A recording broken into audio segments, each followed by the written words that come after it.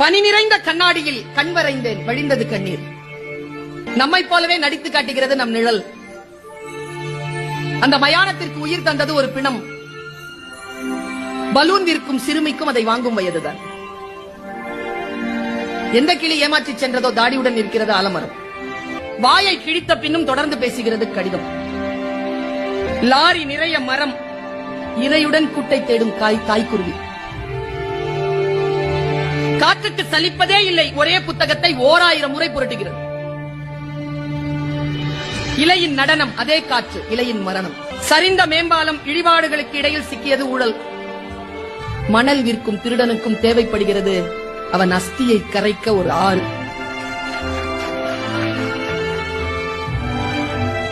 பெருங்கடலை அசைத்துக் கொண்டிருக்கிறது மீன் குஞ்சின் சின்ன துடுப்பு. காக்கை கூட்டில் காத்திருக்கும் இசை குயில் முட்டை. பூதாங்குழல் இசைக்கிறாள் அம்மா, நடனமாடுகிறது நெருப்பு. வறுமையால் படிப்பை பாதியோடு நிறுத்திவிட்டனர் எதிர்விட்டு லட்சுமியும் சரஸ்வதியும். குபேர மூலையின் சுவர் முழுக்க கடன் கணக்கு. யானைக்கு இனித்தது போலவே எறும்புக்கும் இனிக்கின்றன கரும்புகள். குழியில் விழுந்த யானை ஏறி செல்லும் எறும்பை வியப்புடன் பார்க்கிறேன். படத்தில் இருந்தாலும் ஆணி அடித்தே மாட்டப்படுகிறார் சிலுவையில் இயேசு. விழுந்த பிறகும் பறந்து பார்க்கிறது பறவையின் இறகு.